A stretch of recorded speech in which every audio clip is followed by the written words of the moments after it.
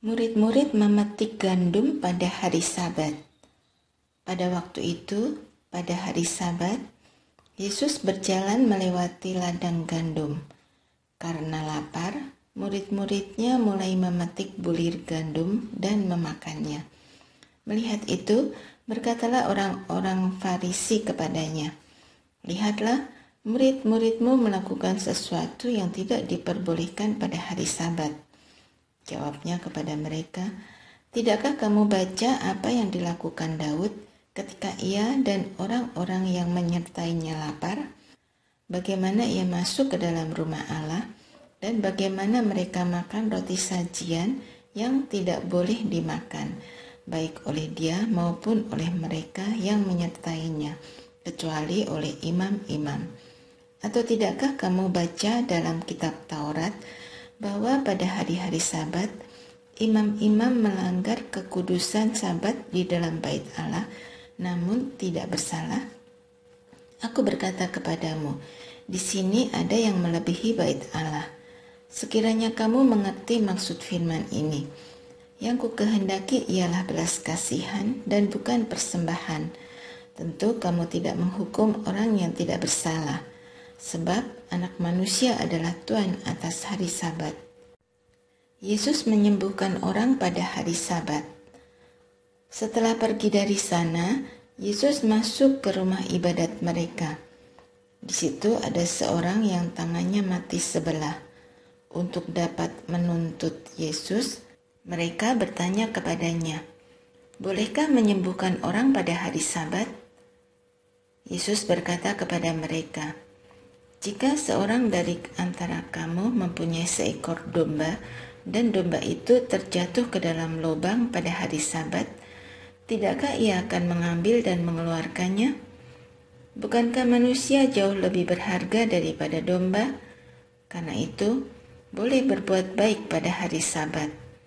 Lalu kata Yesus kepada orang itu, "Ulurkanlah tanganmu." Orang itu pun mengulurkannya. Maka pulihlah tangannya itu dan menjadi sehat seperti tangannya yang lain. Lalu keluarlah orang-orang Farisi itu dan membuat rencana untuk membunuh dia. Yesus hamba Tuhan. Yesus mengetahui hal itu lalu menyingkir dari sana. Banyak orang mengikuti dia dan ia menyembuhkan mereka semua. Ia dengan keras melarang mereka memberitahukan siapa dia, supaya digenapi firman yang disampaikan melalui Nabi Yesaya. "Lihatlah, itu hambaku yang kupilih, yang kukasihi, yang kepadanya jiwaku berkenan. Aku akan menaruh rohku ke atasnya, dan ia akan menyatakan keadilan kepada bangsa-bangsa. Ia tidak akan berbantah dan tidak akan berteriak, dan orang tidak akan mendengar suaranya di jalan-jalan. Buluh yang patah terkulai tidak akan diputuskannya, dan sumbu yang pudar nyalanya tidak akan dipadamkannya, sampai ia menjadikan keadilan itu menang. Padanyalah bangsa-bangsa akan berharap." Yesus dan Beelzebul. Kemudian dibawalah kepada Yesus seorang yang kerasukan setan. Orang itu buta dan bisu, lalu Yesus menyembuhkannya. Sehingga orang bisu itu berkata-kata dan melihat. Maka takjublah sekalian orang banyak itu. Katanya, "Apakah dia ini anak Daud?" Namun ketika orang Farisi mendengarnya, mereka berkata, "Orang ini mengusir setan dengan kuasa Beelzebul, pemimpin setan." Yesus mengetahui pikiran mereka, lalu berkata kepada mereka, "Setiap kerajaan yang terpecah pasti binasa, dan setiap kota atau rumah tangga yang terpecah tidak akan bertahan. Demikianlah juga kalau iblis mengusir iblis, ia pun terpecah dan melawan dirinya sendiri. Bagaimanakah kerajaannya akan bertahan? Jadi, jika aku mengusir setan dengan kuasa Beelzebul, dengan kuasa siapakah pengikut-pengikutmu mengusirnya? Karena itu, merekalah yang menjadi hakimmu. Namun, jika aku mengusir setan dengan kuasa Roh Allah, maka kerajaan Allah sudah datang kepadamu. Atau bagaimanakah orang dapat memasuki rumah seorang yang kuat dan merampas harta bendanya apabila ia tidak lebih dulu mengikat orang kuat itu? Sesudah itu, barulah ia merampok rumahnya. Siapa yang tidak bersama aku, ia melawan aku, dan siapa yang tidak mengumpulkan bersama aku, ia mencerai-beraikan. Karena itu, aku berkata kepadamu, semua dosa dan hujat manusia akan diampuni, tetapi hujat terhadap Roh Kudus tidak akan diampuni. Apabila seorang mengucapkan sesuatu menentang Anak Manusia, ia akan diampuni. Tetapi jika ia berkata-kata menentang Roh Kudus, ia tidak akan diampuni, baik di masa ini maupun di masa yang akan datang. Jikalau kamu membuat suatu pohon baik pula buahnya. Jikalau kamu membuat suatu pohon tidak baik pula buahnya. Sebab dari buahnya pohon itu dikenal. Hai kamu keturunan ular berbisa, bagaimanakah kamu dapat mengucapkan hal-hal yang baik, sedangkan kamu sendiri jahat? Sebab yang diucapkan mulut meluap dari hati. Orang yang baik mengeluarkan hal-hal yang baik dari perbendaharaannya yang baik, dan orang yang jahat mengeluarkan hal-hal yang jahat dari perbendaharaannya yang jahat. Aku berkata kepadamu, setiap kata gegabah yang diucapkan orang akan dipertanggungjawabkannya pada hari penghakiman. Sebab menurut ucapanmu engkau akan dibenarkan, dan menurut ucapanmu pula engkau akan dihukum. Tanda Yunus.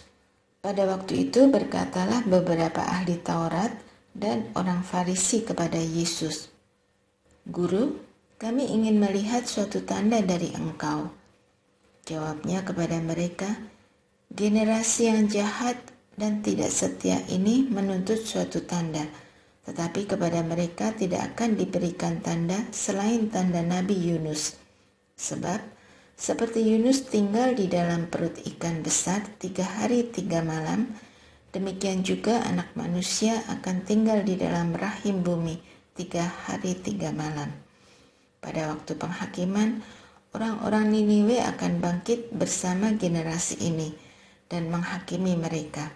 Sebab orang-orang Niniwe itu bertobat ketika mendengar pemberitaan Yunus. Dan sesungguhnya yang ada di sini lebih daripada Yunus. Pada waktu penghakiman, ratu dari selatan itu akan bangkit bersama generasi ini dan menghakimi mereka juga. Sebab ratu ini datang dari ujung bumi untuk mendengarkan hikmat Salomo.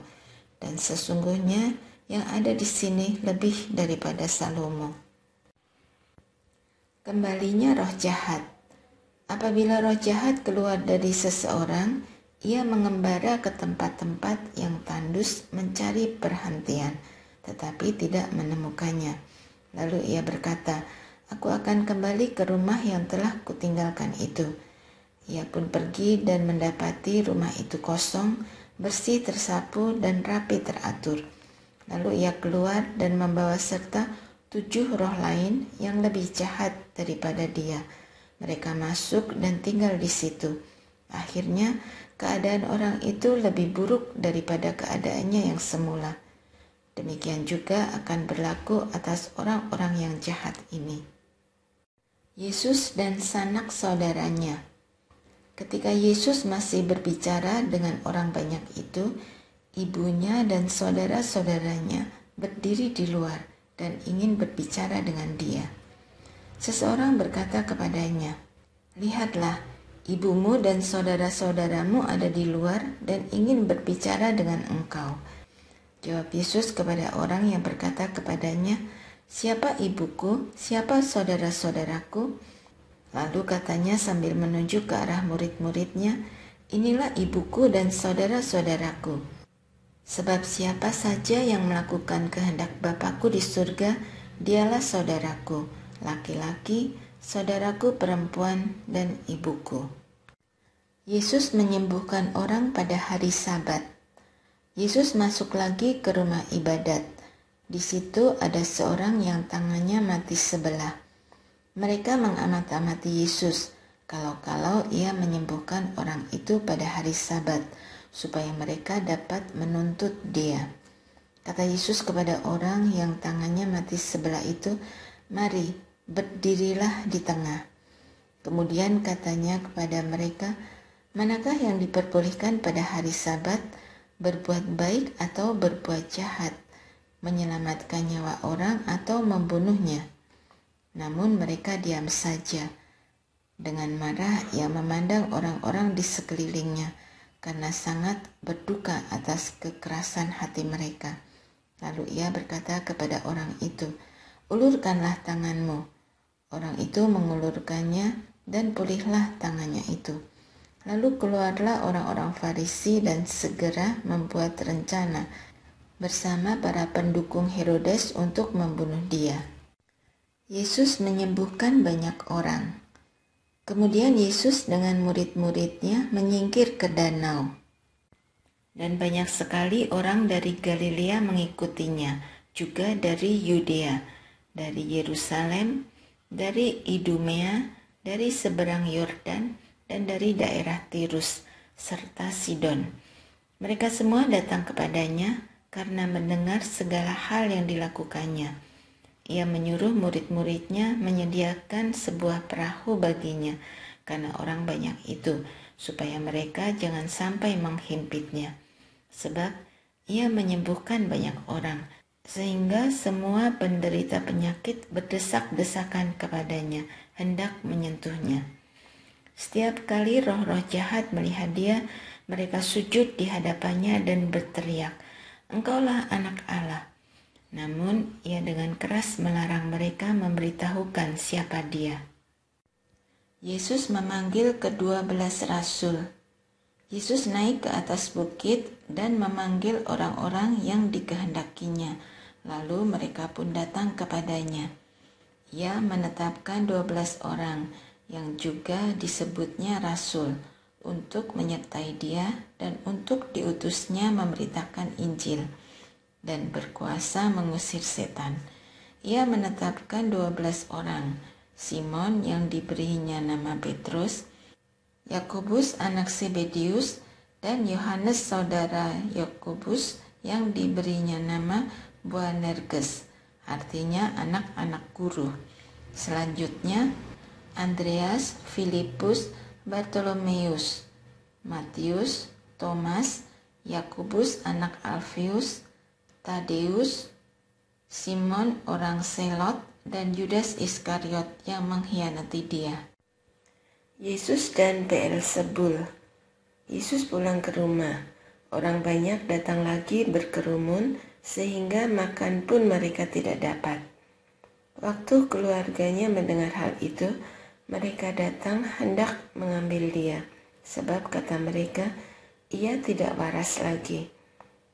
Ahli-ahli Taurat yang datang dari Yerusalem berkata, ia kerasukan Beelzebul, dan dengan kuasa pemimpin setan, ia mengusir setan. Yesus memanggil mereka, lalu berkata kepada mereka dalam perumpamaan, bagaimana iblis dapat mengusir iblis? Jika suatu kerajaan terpecah, kerajaan itu tidak dapat bertahan.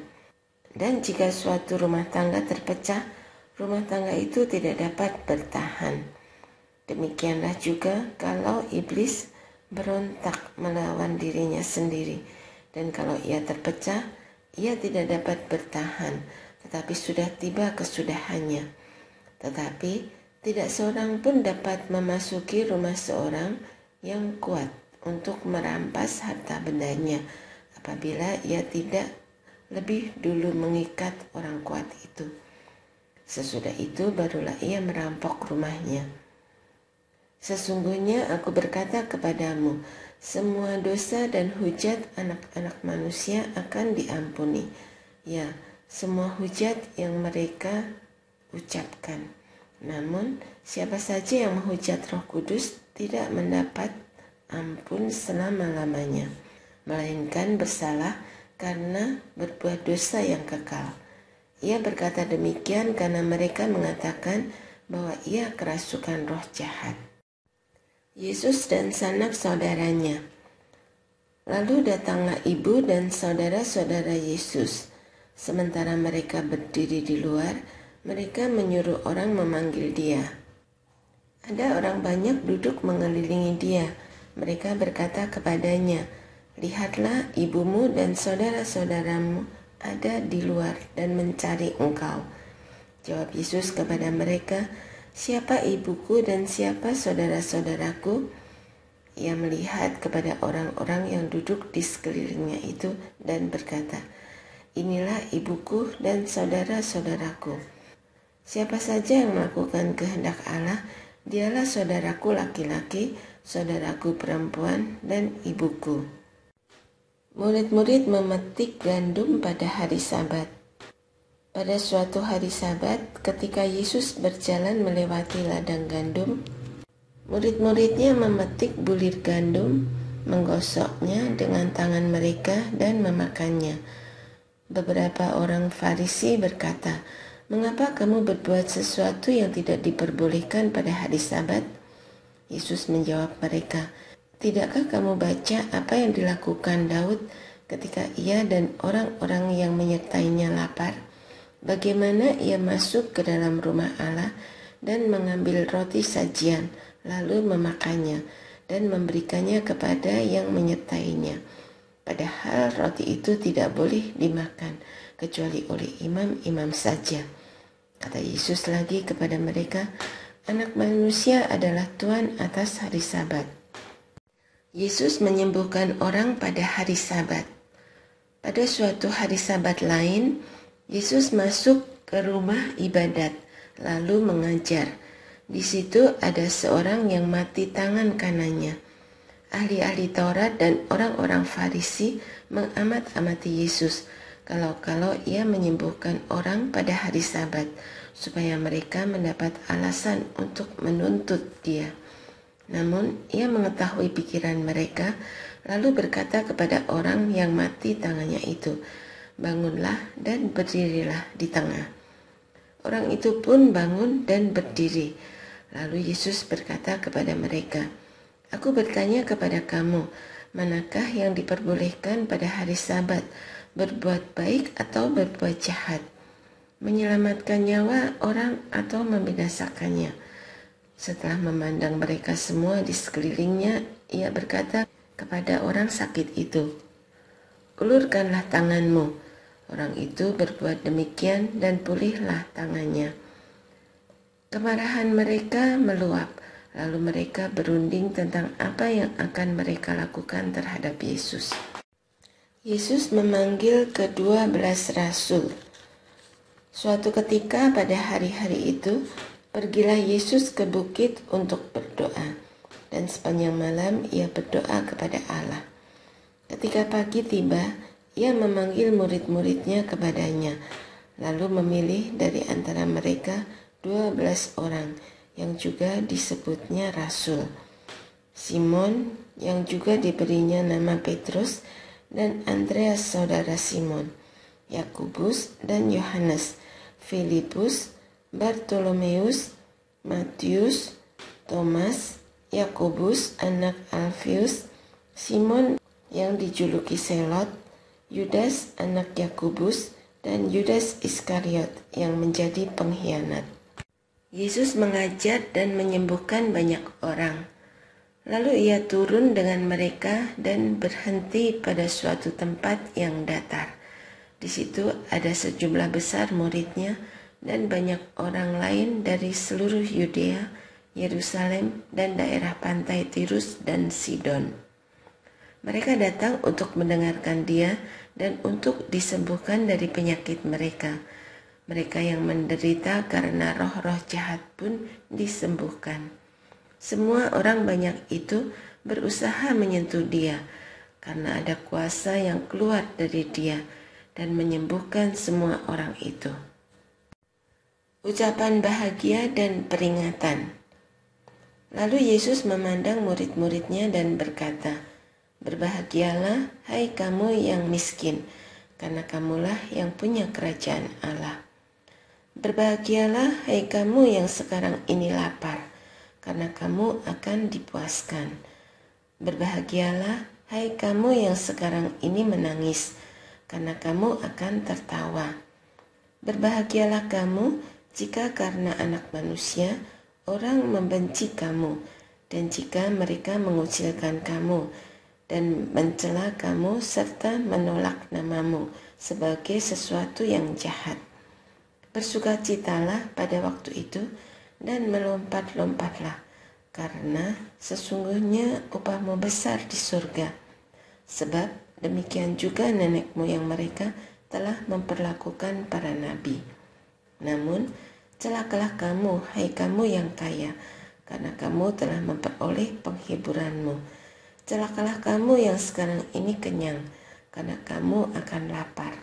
Celakalah kamu yang sekarang ini tertawa, karena kamu akan berduka cita dan menangis. Celakalah kamu jika semua orang memuji kamu, sebab demikian juga nenek moyang mereka telah memperlakukan nabi-nabi palsu. Kasihilah musuhmu, tetapi kepada kamu yang mendengarkan aku berkata, kasihilah musuh-musuhmu, berbuatlah baik kepada mereka yang membenci kamu, berkatilah mereka yang mengutuk kamu, berdoalah bagi mereka yang berbuat jahat terhadap kamu. Siapa yang menampar pipimu yang satu, berikanlah juga kepadanya pipimu yang lain. Siapa yang mengambil jubahmu, biarlah juga ia mengambil bajumu. Berilah kepada setiap orang yang meminta kepadamu. Janganlah meminta kembali kepada orang yang mengambil kepunyaanmu. Sebagaimana kamu kehendaki supaya orang berbuat kepadamu, berbuatlah juga demikian kepada mereka. Jikalau kamu mengasihi orang yang mengasihi kamu, apakah jasamu? Sebab orang berdosa pun mengasihi orang yang mengasihi mereka. Jikalau kamu berbuat baik kepada orang yang berbuat baik kepada kamu, apakah jasamu? Orang berdosa pun berbuat demikian. Jikalau kamu memberi pinjaman kepada orang dan berharap akan menerima kembali, apakah jasamu? Orang berdosa pun memberi pinjaman kepada orang berdosa, supaya mereka menerima kembali sama banyak. Tetapi kamu, kasihilah musuh-musuhmu dan berbuatlah baik kepada mereka, dan pinjamkan tanpa mengharapkan balasan apapun. Upahmu akan besar, dan kamu akan menjadi anak-anak Allah yang Maha Tinggi. Sebab ia baik terhadap orang-orang yang tidak tahu berterima kasih dan yang jahat. Hendaklah kamu murah hati, sama seperti Bapamu murah hati. Janganlah menghakimi, dan kamu pun tidak akan dihakimi. Janganlah menghukum, dan kamu pun tidak akan dihukum. Ampunilah, dan kamu akan diampuni. Berilah, dan kamu akan diberi suatu takaran yang baik, yang dipadatkan, yang diguncang, dan yang tumpah keluar akan dicurahkan ke dalam pangkuanmu. Sebab ukuran yang kamu pakai untuk mengukur akan diukurkan kepadamu. Yesus menyampaikan lagi suatu perumpamaan kepada mereka. Dapatkah orang buta menuntun orang buta? Bukankah keduanya akan jatuh ke dalam lubang? Seorang murid tidak lebih daripada gurunya, tetapi siapa saja yang telah selesai pendidikannya akan sama dengan gurunya. Mengapa engkau melihat serpihan kayu di dalam mata saudaramu, sedangkan balok di dalam matamu sendiri tidak engkau ketahui? Bagaimanakah engkau dapat berkata kepada saudaramu, Saudara, biarlah aku mengeluarkan serpihan kayu yang ada di dalam matamu, padahal balok yang di dalam matamu tidak engkau lihat? Hai orang munafik, keluarkanlah dahulu balok dari matamu. Setelah itu engkau akan melihat dengan jelas untuk mengeluarkan serpihan kayu itu dari mata saudaramu. Pohon dan buahnya. Tidak ada pohon yang baik yang menghasilkan buah yang tidak baik, dan juga tidak ada pohon yang tidak baik yang menghasilkan buah yang baik. Setiap pohon dikenal dari buahnya. Dari semak duri orang tidak memetik buah ara, dan dari duri-duri tidak memetik buah anggur. Orang yang baik mengeluarkan apa yang baik dari perbendaharaan hatinya yang baik, dan orang yang jahat mengeluarkan apa yang jahat dari perbendaharaannya yang jahat, sebab yang diucapkan mulutnya meluap dari hatinya. 2 macam dasar. Mengapa kamu berseru kepadaku, Tuhan, Tuhan, padahal kamu tidak melakukan apa yang aku katakan? Setiap orang yang datang kepadaku dan mendengarkan perkataanku serta melakukannya, akan kunyatakan kepadamu dengan siapa ia dapat disamakan. Ia sama dengan seorang yang mendirikan rumah. Orang itu menggali dalam-dalam dan meletakkan dasarnya di atas batu. Ketika datang air bah dan banjir melanda rumah itu tidak dapat digoyahkan, karena rumah itu kokoh dibangun. Tetapi siapa saja yang mendengar perkataanku, tetapi tidak melakukannya, ia sama dengan seorang yang mendirikan rumah di atas tanah tanpa dasar. Ketika banjir melandanya, rumah itu segera roboh, dan hebatlah kerusakannya.